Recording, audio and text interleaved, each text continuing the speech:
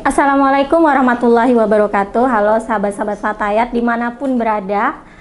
Senang sekali ya kali ini saya Nur Maulida dari PW Fatayat NU DIY sebagai host dalam program kita yaitu podcast kampanye inklusi. Pada podcast kali ini kita mengangkat tema tentang pemilu damai. Nah, berkolaborasi dengan INFIT yaitu International NGO Forum on Indonesian Development. Di hadapan saya sekarang teman-teman sudah ada dua narasumber kita yang luar biasa hebat dengan pengalamannya yang sudah tidak diragukan lagi gitu ya.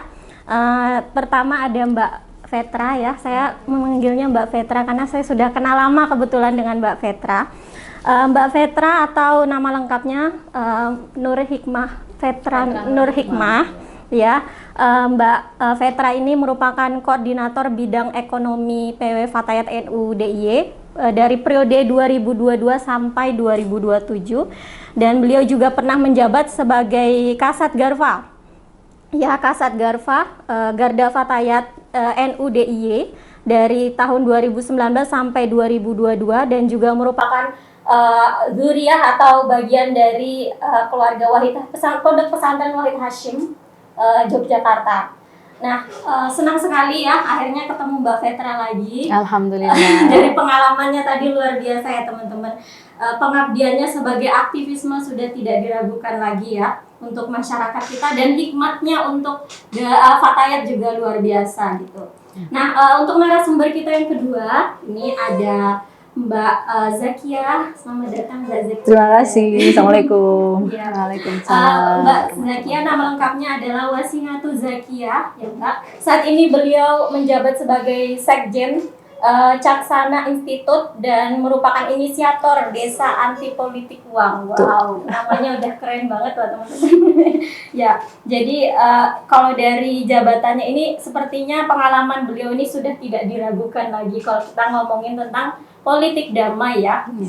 Nah, Mbak Zakia juga merupakan bagian dari Ponpes Barokah Kalimasada Sleman Yogyakarta ya Mbak. Mungkin nanti kita akan sedikit juga cerita tentang pesantrennya ya Mbak. Kayaknya luar biasa deh gitu ya. Nah, mungkin kita nggak perlu berlama-lama untuk intronya ya. Kita langsung aja ngobrol-ngobrol dengan narasumber kita pada hari ini ya. Yang pertama ke Mbak Vetra dulu. Kesibukannya apa nih Mbak? Boleh dong cerita-cerita dikit. Alhamdulillah hari-hari ini saya ada pesantren ya asrama Al-Fitrah itu mahasiswa sehingga ya membersamai santri-santri mahasiswa untuk tetap beraktivitas di samping juga ubudiyah seperti itu. Kemudian di Fatayat kita di ekonomi itu membidangi di BLKK dan juga koperasi. Alhamdulillah BLKK-nya kita juga sudah semakin produktif. Kemudian saya juga bergerak di JP3M Jam'iyah Perempuan Pengasuh Pesantren. Di situ juga banyak hal yang kita lakukan.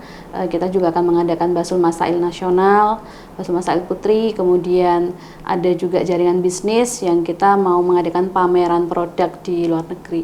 Wow. Ya, seputar itu. Luar biasa pengalamannya ya. Oke. Mbak Vetra sendiri ini ya untuk apa namanya di Fatayat sendiri terkait tentang di bidang ekonomi ya tadi. Kira-kira apa sih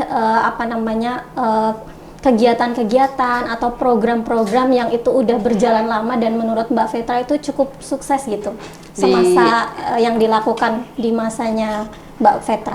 Sebelumnya saya kan di bidang sosial budaya ya, dan itu bidang yang paling sibuk di Fatayat karena berkaitan dengan respon kita terhadap permasalahan sosial, utamanya kita tuh saat-saat 2017 sampai 2022 itu banyak bencana alam kita di situ, yang kemudian kita itu sering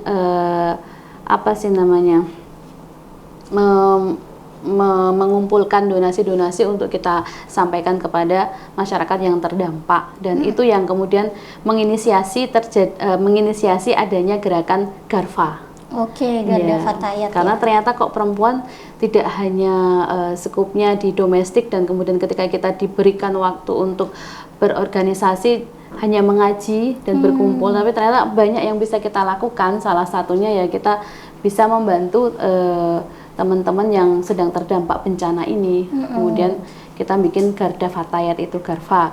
Kalau dibilang itu sederhananya Banser perempuan tetapi yang di bawah Fatayat gitu. Jadi apa namanya, Mbak Vetra juga termasuk inisiator ya? Termasuk Adanya Garda inisiator Fatayat. bersama Mbak Vivin, Mbak Khotimatul Husna, ketua yang domisioner, kemudian Mbak Munah, dan masih banyak lagi teman-teman aktivis di Fatayat yang bantu. Luar biasa ya, jadi melihat potensi perempuan ini ternyata tidak hanya domestik gitu, tapi perempuan juga punya kepedulian yang tinggi, terutama ketika berada di wilayah-wilayah bencana dan juga mungkin punya perspektif yang lebih responsif gender ya bencana. Ya, jadi bantuannya tidak hanya logistik, tetapi juga pakaian dalam, terus makanan anak, kemudian kebutuhan dalaman perempuan itu kayak softtek dan obat itu juga kita pikirkan, kita adakan. Selain itu di sosial budaya pasca itu saya juga mengelit menjadi ketua kepanitiaan Duta Santri Nasional di 2018 dan bukan 2021. 2018 saya masih menjadi panitia saja. 2021 saya ketua panitia. Nah, di situ luar biasa sekali pengalamannya. Kita bisa berkolaborasi dengan banyak pihak. Ada Muslim Kreatif, terus ada UNU, Universitas Nahdlatul Ulama. Kemudian kita juga ngeling ke RMI dan banyak pihak seperti itu. Cukup fantastis sih, kita bisa merekrut dan membuat satu role model santri untuk menasional seperti itu. Luar biasa ya teman-teman, jadi perannya Mbak Vetra ini bagaimana beliau sebagai aktivis gitu ya, ikut tidak hanya sebagai aktivis tadi ya, juga beliau juga punya banyak link yang luas gitu ya, di mana beliau berhasil memanfaatkan link ini untuk membangun Fatayat itu lebih baik seperti itu. Nah, mungkin saya beralih ke Mbak Zakia gini ya, Mbak Zakia sebagai Sekjen Caksana Institute. Nah, ini menarik sekali ya Mbak, Desa Anti Politik Uang. Masuk nih kalau kita ngomongin politik damai nih Mbak. Tapi sebelumnya saya pengen tahu dulu sebenarnya Desa Anti Politik Uang tuh gimana sih? Kok keren gitu namanya? Ya, terima kasih. Jadi pada saat itu tahun berawal dari kegelisahan kami. Saya tuh warga desa biasa sebenarnya. Kegelisahan ketika pemilu yang hadir lebih dulu itu selalu uang. Nah, ini yang sebenarnya kegelisahan itu yang kemudian harus dijawab, dan kita para perempuan tuh nggak bisa diem, nggak bisa. Perempuan akan menjadi sasaran empuk dari duit ya, dari duit yang akan datang pada saat pemilu. Dan itu terjadi selama 5 tahun itu begitu. Tidak pernah kemudian kita mendapatkan visi misi lebih dulu gitu, nggak tahu siapa calon legislatifnya, tiba-tiba datang saja uangnya gitu. Nah, ini kan yang kemudian tidak diinginkan. Lalu kalau kita ngaji itu kan biasanya kita sudah tahu bahwa nggak boleh yang disuap sama yang menyuap itu sama saja gitu. Nah, laknatullah ar-rasyi wal murtasi itu harus diimplementasikan ke lapangan. Nggak bisa itu hanya jadi pajangan saja, itu nggak bisa. Maka dari sana saya berupaya untuk apa sih sebenarnya yang strategis yang kemudian bisa dilakukan gitu. Akhirnya saya mencoba menggandeng seperti pemerintah desa gitu, kemudian anak-anak muda dan pondok pesantren tentu saja, untuk bersama-sama kita harus bergerak gitu. Nah, tahun 2019 maksud saya, 2019 itulah sebenarnya awal mulai menginisiasi itu. Jadi saya sebelumnya itu 2 kali menjadi tim seleksi Bawaslu, awalnya begitu ya, tim seleksi Bawaslu di DIY, di 5 kabupaten kota di DIY. Jadi saya relatif mengenal siapa yang kemudian akan terpilih pada saat itu. Dan saya sudah bilang kalau kita tidak berhenti dari proses seleksi saja, tetapi berikutnya kita akan terus untuk bekerja bersama. Nah, kenapa kemudian desa yang dituju? Nah, desa itu di Indonesia ada 74.000 desa. Nah, artinya ini cukup strategis untuk kita harus mengembangkan untuk dapat modelnya dulu. Desa anti politik uang itu kayak apa sih sebenarnya? Lalu saya menemui pemerintah desa, dan pada saat itu saya tahu kepala desa saya tidak menggunakan hal-hal yang seperti itu, sehingga mau diajak kolaborasi. Nah, dari sanalah kemudian Desa Anti Politik Uang di Sardono Harjo pada saat itu menjadi satu-satunya desa di Indonesia tahun 2019 yang memiliki peraturan desa, untuk peraturan kepala desa untuk anti politik uang. Dan itu betul-betul inisiasinya dari masyarakat. Jadi kami masuk ke RT, RW, ke PKK, ke Karang Taruna, dan saya pada saat itu menggandeng Staispa gitu ya, karena wilayah Sardono Harjo kan ada Pandanaran ya di situ. Saya bergandengan tangan dengan perguruan tinggi, LSM, kemudian kelompok-kelompok masyarakat yang di sana, termasuk ROIS. Nah, jadi ROIS di 18 padukuan itu kan setiap bulan ada pertemuan, termasuk dukuh-dukuhnya itu kan setiap bulan juga setiap 2 minggu sekali bahkan ada pertemuan gitu. Jadi saya masuk ke pertemuan dukuh, saya masuk ke pertemuan ROIS, dan kemudian bersepakat bahwa kita harus memulai itu saat ini juga dan nggak bisa ditunda gitu. Dan dari sana ketika komponen-komponen sudah siap, kemudian kita melaju bersama.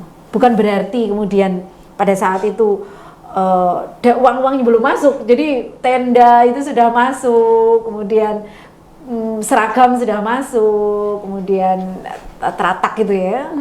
Apa teratak itu apa sih bahasanya? Iya, tenda kematian. Iya, yang begitu-begitu sudah masuk lebih dulu tanpa masyarakat tahu siapa yang membawanya. Jadi masyarakat tahunya cuma dari si A, si B, si C gitu. Berbagai kebutuhan ya. Jadi tahu-tahu konblok sudah masuk gitu. Kita kan nggak mau itu. Maka calon legislatif harus masuk lebih dulu, mengenalkan visi misinya, dan dari sanalah sebenarnya kita akan mendapatkan calon yang benar-benar sesuai dengan apa yang kita inginkan. Bukan uang yang masuk lebih dulu, tetapi kita mengenal visi misi terlebih dulu. Calonnya dulu. Mereka mau apa sih gitu ya? Ini mendaftar sebagai legislator misalnya. Jadi bukan barangnya dulu atau uangnya dulu ya Mas gitu ya. Ini yang sebenarnya sedang kita perjuangkan, dan kami akan terus-menerus di 2024 ini kami menaikkan derajat atau status peraturan kepala desa itu menjadi peraturan desa. Jadi nanti akan dibahas bersama dengan Badan Permusyawaratan Desa ya. Kalau di sini kan kelurahan namanya, kalau di mana DIY.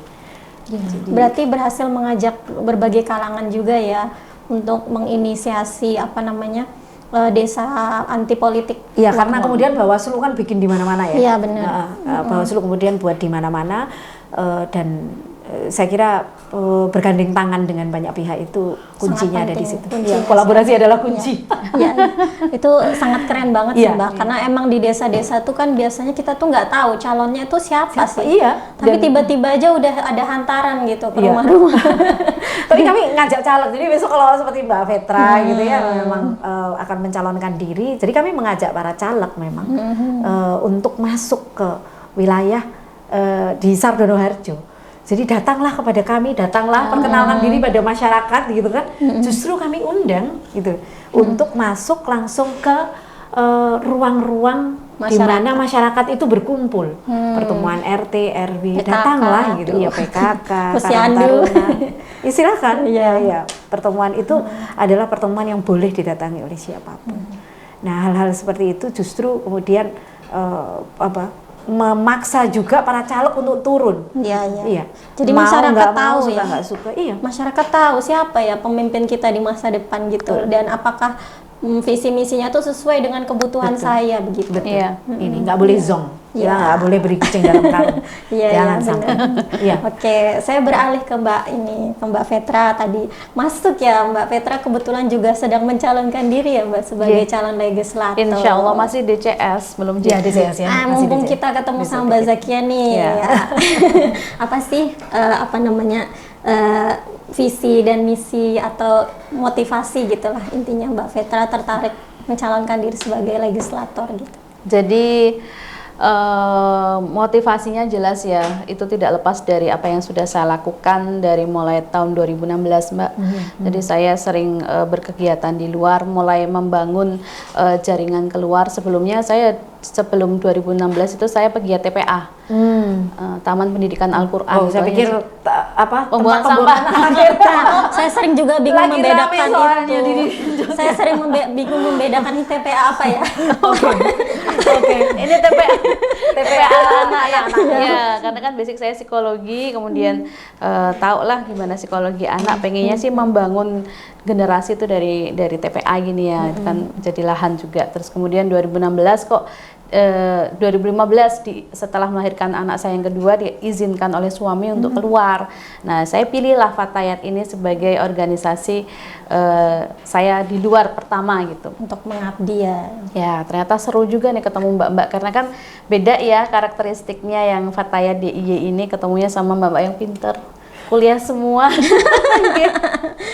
aktivis gitu kan. Jadi itu juga membentuk diri saya. Kemudian saya sendirikan sebagai warga Jogja yang asli, Mbak. Saya lahir dari Jogja. Nah, terus kok ikut ngerasa prihatin, ternyata ya di Fatayat ini ketemu yang namanya apa itu feminis, terus apa itu pembelaan terhadap perempuan, bagaimana kita harus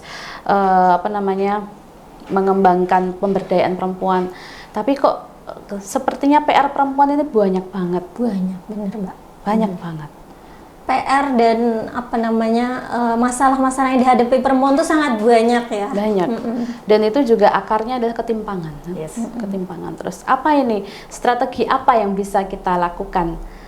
Kayaknya salah satunya ya dengan undang-undang. Seperti halnya Gus Baha, Amar Ma'ruf Nahi Mungkar itu 1000 kali ceramah kiai, himbauan kiai untuk menutup lokalisasi itu kalah dengan satu undang-undang. Selesai. Iya, benar-benar. Ya, dari situ kan terus ternyata strategis itu ya, karena saya sudah melewati melewati pemberdayaan perempuan, perjuangan perempuan dan sebagainya lah itu dari 2015 sampai sekarang.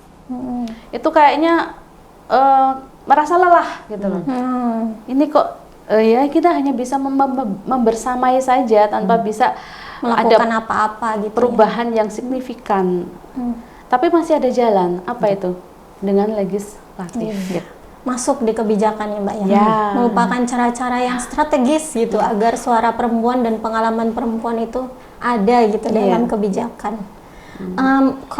Saya mau tahu nih, kalau menurut Mbak Vetra nih ya, setelah beraktivisme yang itu cukup lama ya, bertahun-tahun ya di isu perempuan, apa sih permasalahan besar yang dihadapi perempuan? Jadi perempuan itu seringkali tidak diberi ruang untuk mengambil keputusan untuk dirinya sendiri, sehingga dia selalu terstimulasi dengan keadaan yang dia tidak bisa memilih dan kemudian dia berakhir menjadi korban. Jelas kekuasaan relasi kuasa yang tidak seimbang yang mengakibatkan ya banyak kasus pelecehan seksual pada anak. Itu juga pelakunya lebih karena relasi kuasa. Kemudian bullying juga relasi kuasa. Kemudian KDRT di dalam rumah tangga juga relasi kuasa ya. Relasi kuasa, baliknya ke situ lagi.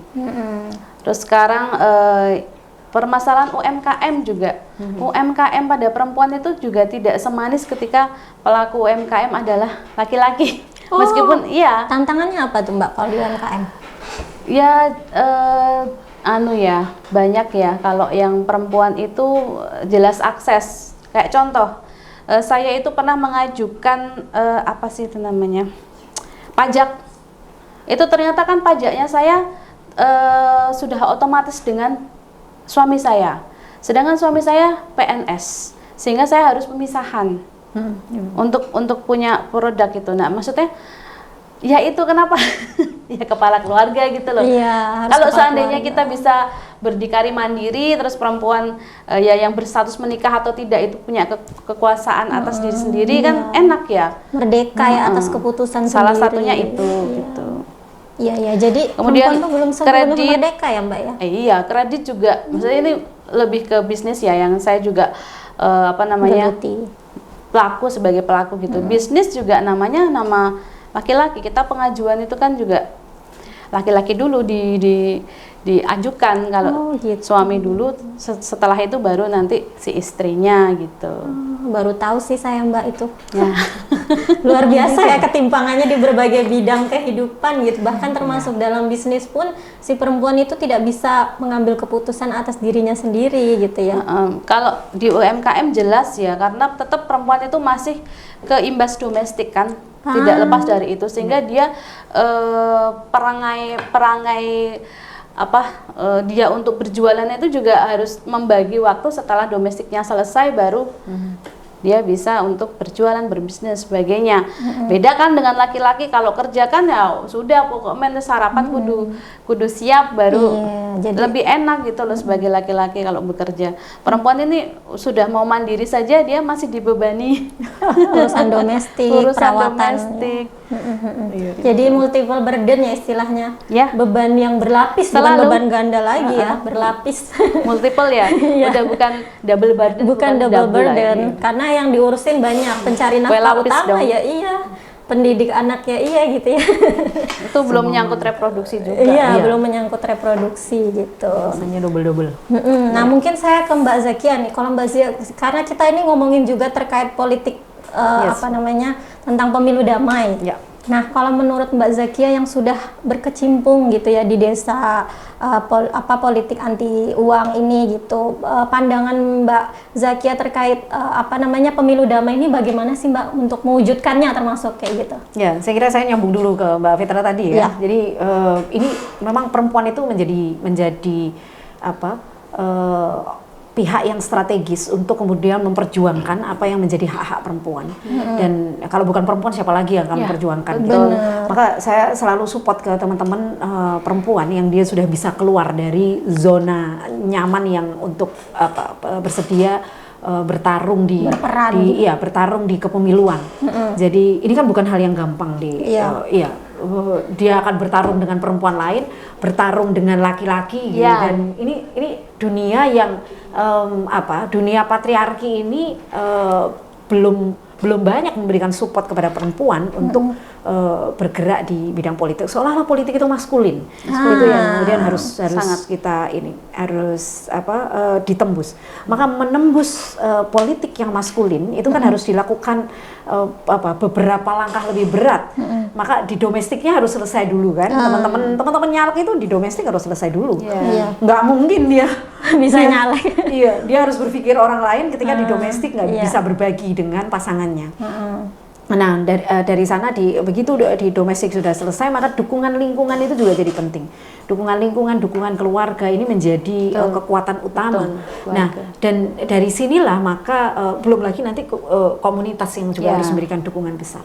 Nah, dari sinilah ada banyak lapis yang harus dilewati, dan lapisan itu bukan lapisan yang mudah untuk ditaklukkan. Nah, belum lagi nanti teman-teman perempuan itu harus berpikir untuk belajar isu. Namanya perempuan memang harus cerdas ya dia. Al-umum madrasatul ula itu ya memang harus begitu. Segala macam harus dikuasai. Dari A sampai Z harus dikuasai. Maka bicara soal kebijakan perempuan ini nanti kan bukan hanya kebijakan yang khusus untuk perempuan, tapi juga yang mainstreaming. Maka cross cutting isu itu ya memang harus dikuasai oleh teman-teman. Nah, maka teman-teman kan harus menguasai isu lingkungan hidup karena ini akan berdampak. Harus menguasai isu climate change, itu ada perubahan iklim yang sedemikian, maka perempuanlah yang paling terdampak.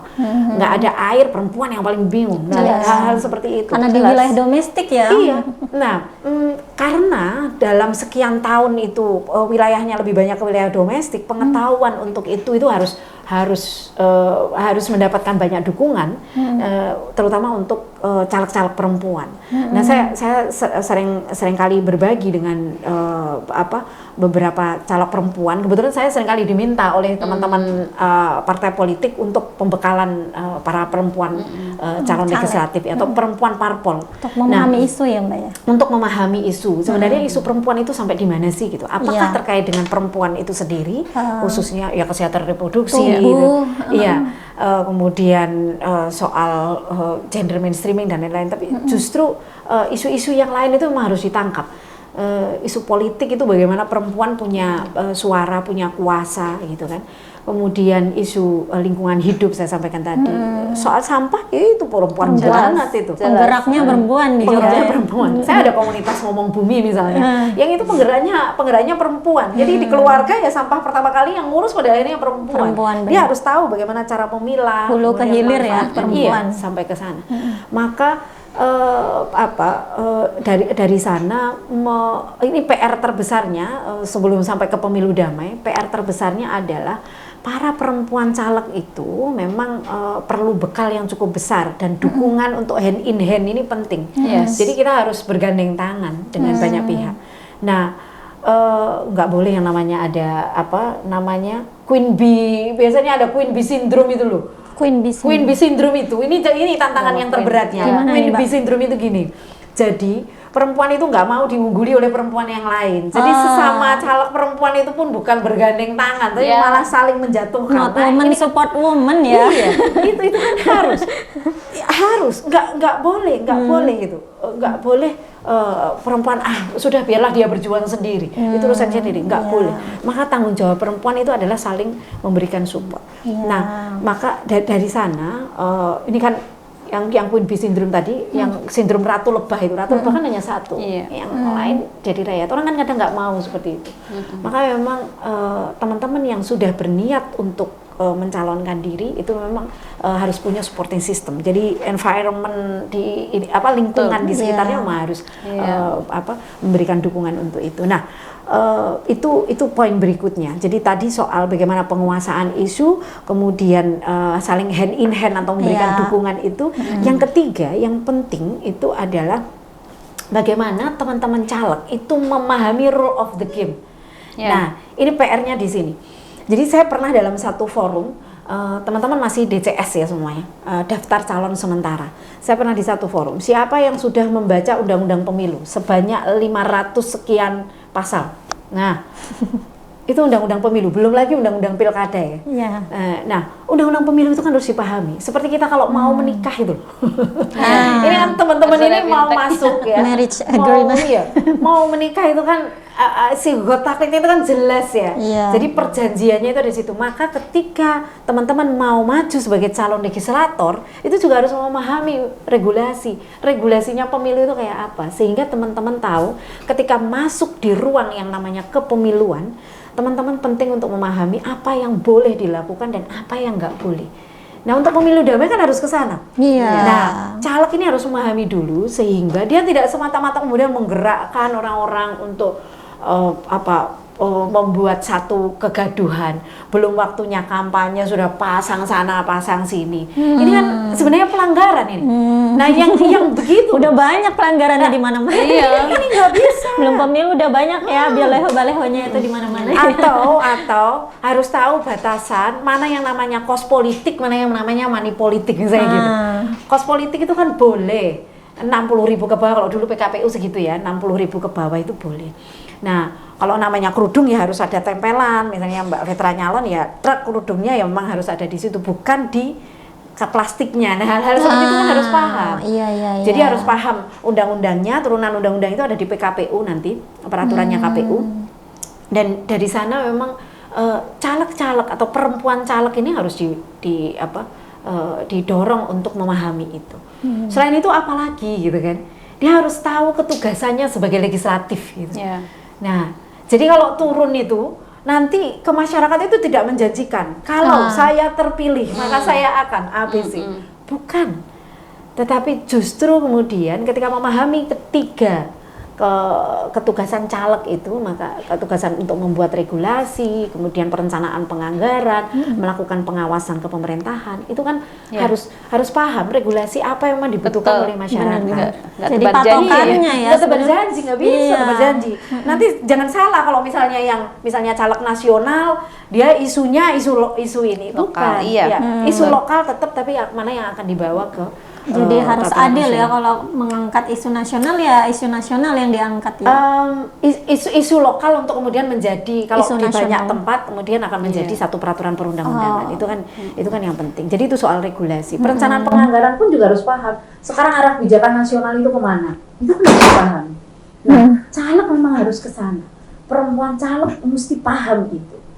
Jadi enggak gerusa-gerusu kanan kiri, tidak ini, tapi Betul. memahami apa yang nanti akan menjadi ketugasannya dan memberikan pemahaman kepada masyarakat sehingga warga itu akan tahu apa yang nanti diharapkan kepada calon legislatif gitu.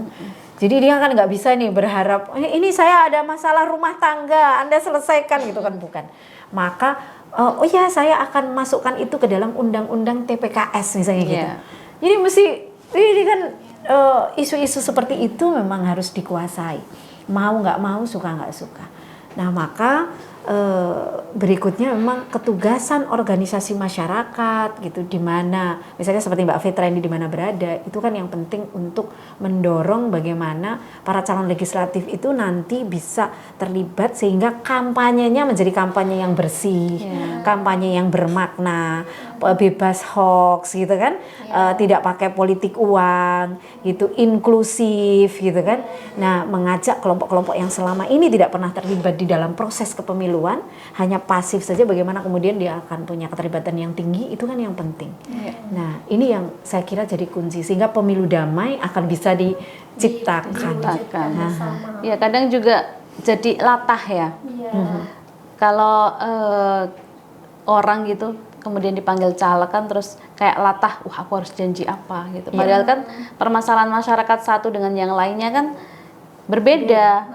Nah di situ kan kita salah satu ketugasannya selain perencanaan dan sebagainya, kita kan mendengarkan aspirasi itu. Nah ketika sebenarnya saya tadi mau menjawab visi dan misi ya. Visi dan misi tetap ada, tetapi kan kadang misinya itu kan lihat-lihat dan bagaimana kita nanti ditempatkan juga, komisi apa yang bisa kita kerjakan, kita ditempatkan di mana juga gitu. Yang itu juga edukasi tentang politik seperti itu juga masyarakat nggak paham. Jadi saya sangat berterima kasih sekali kepada Mbak Jaki ini yang sudah membentuk inisiasi desa anti politik uang, yang di situ juga ternyata sangat mengedukasi masyarakat, sehingga bagi caleg seperti saya ini yang memang secara amunisinya juga tidak mau, istilahnya ya saya seorang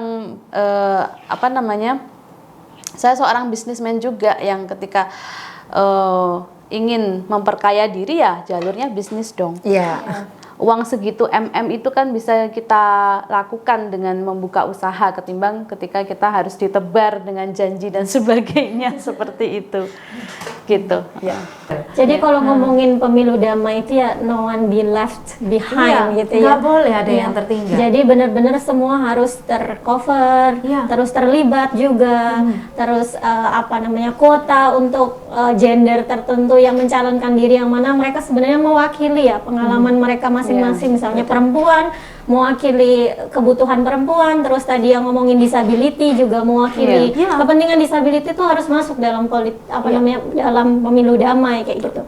Damai di permukaan tapi tidak memenuhi tapi damai secara maksudnya di sini damai substantif. Substantif gitu ada di situ. Jadi tadi sebenarnya kita ngomongin tentang isu perempuan, terus kita ngomongin tentang disability seperti itu.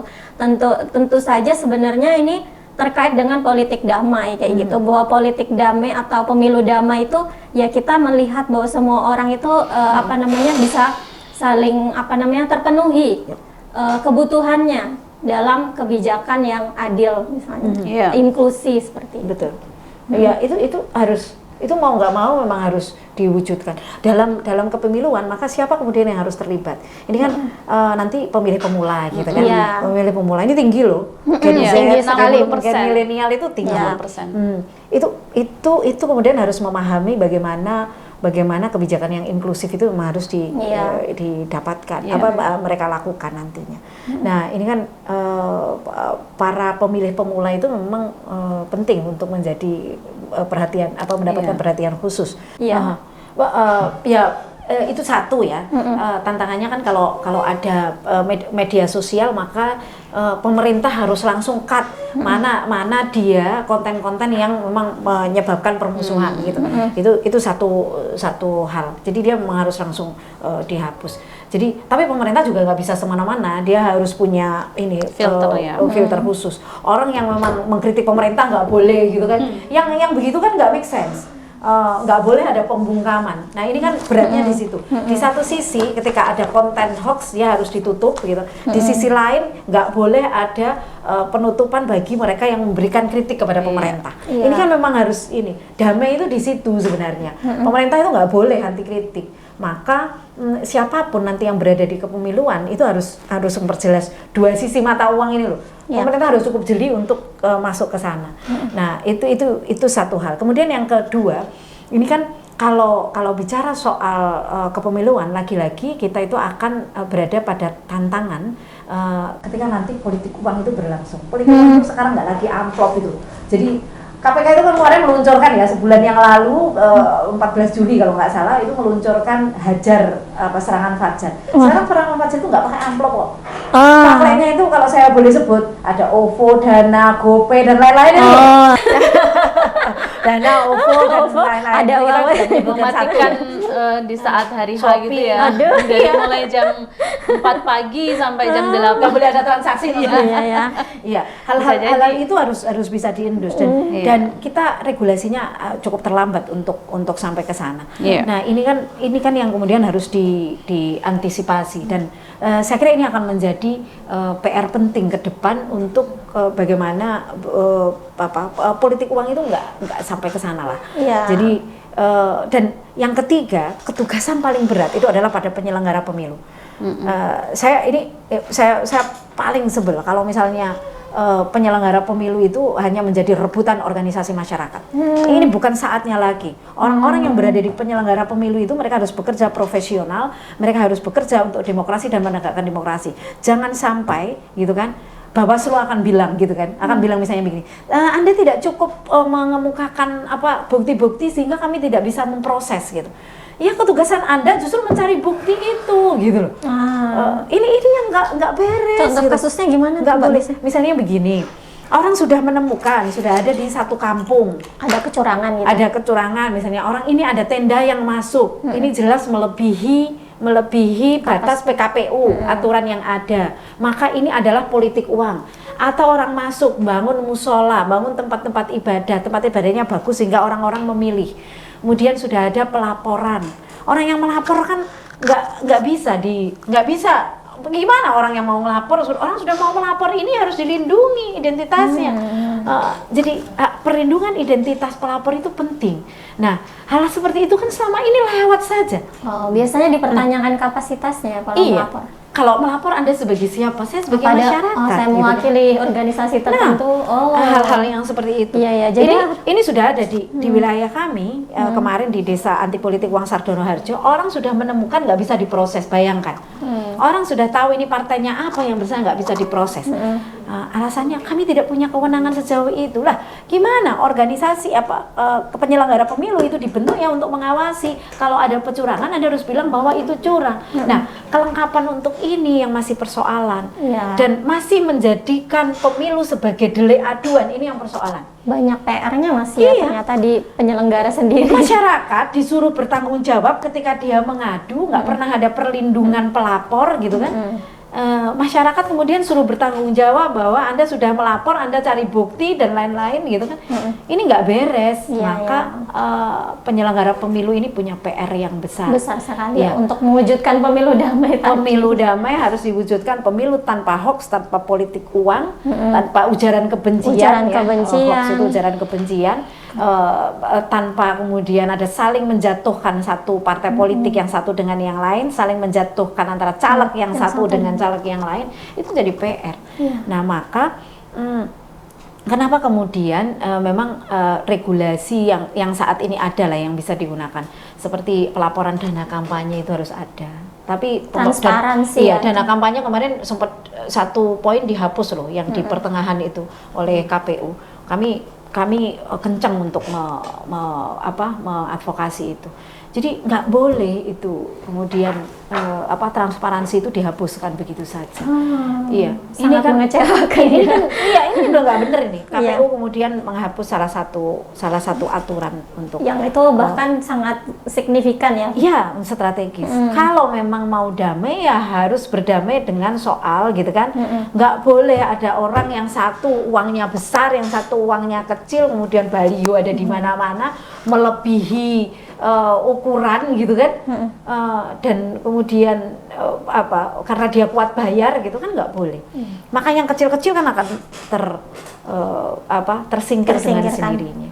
Nah, ini ketugasan berat dan Indonesia masih berada di sini dan saya kira kita semua harus berjuang ke arah sana. Tidak boleh ada hak-hak seseorang, termasuk hak-hak para caleg yang nggak punya duit ini untuk tersingkirkan atau dikebiri, nggak boleh. Karena nggak punya modal. Iya. Karena nggak Ada punya modalnya modal visi cukup. dan misi, bukan uang ya Mbak. Iya, maka memang modal sosial, Iya. modal sosial itu memang harus menjadi modal yang cukup kuat. Modal sosial di masyarakat ini memang harus menjadi modal yang yang diutamakan, bukan iya, uang gitu ya. harus kuat Iya, dan iya. masyarakat harus punya kesadaran Iya. ke sana. Yang akan kita pilih adalah orang-orang yang tepat, yang akan kita pilih adalah orang-orang yang bisa kita pegang untuk selanjutnya.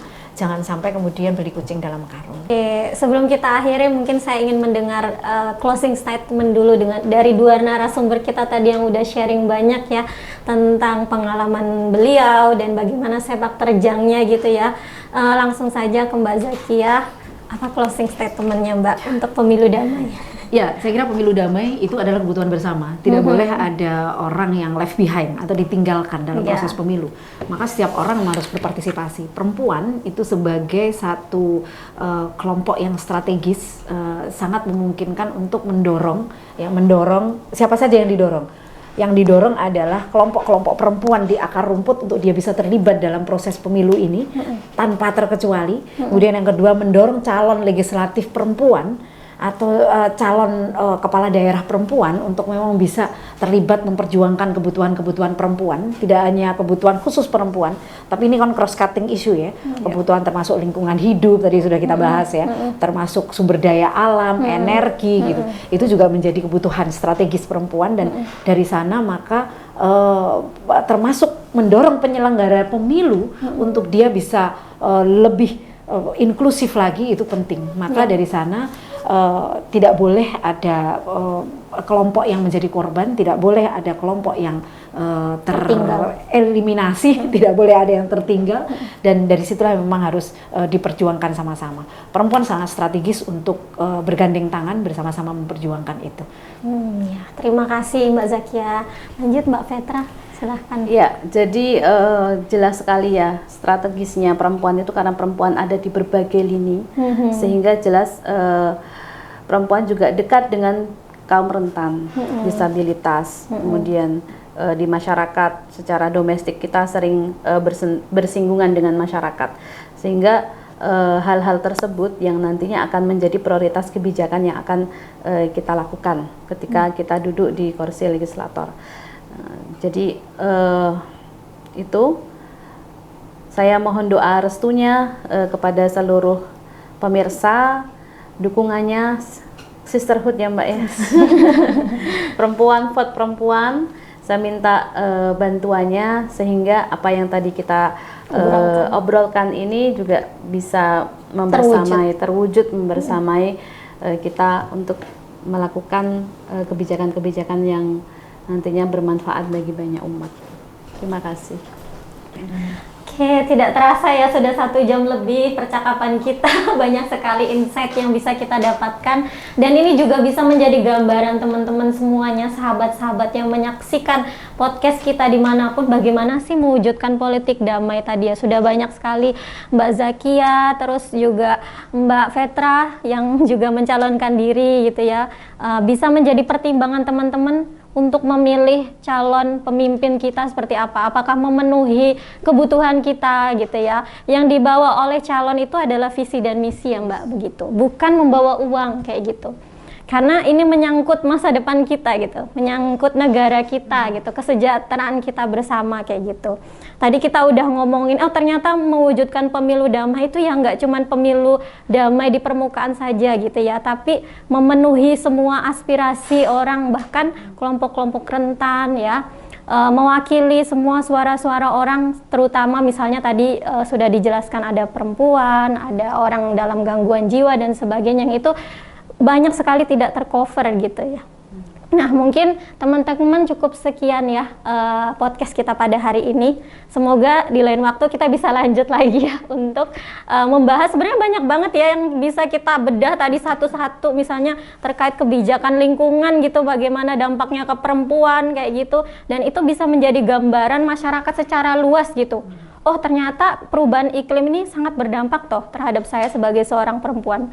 Dan kita bisa nih memilih calon yang dia itu mungkin concern dan memperjuangkan isu itu kayak gitu. Cukup sekian, terima kasih. Wassalamualaikum warahmatullahi wabarakatuh. Ya, terima kasih Mbak Petra dan Mbak Zakia. Sama-sama.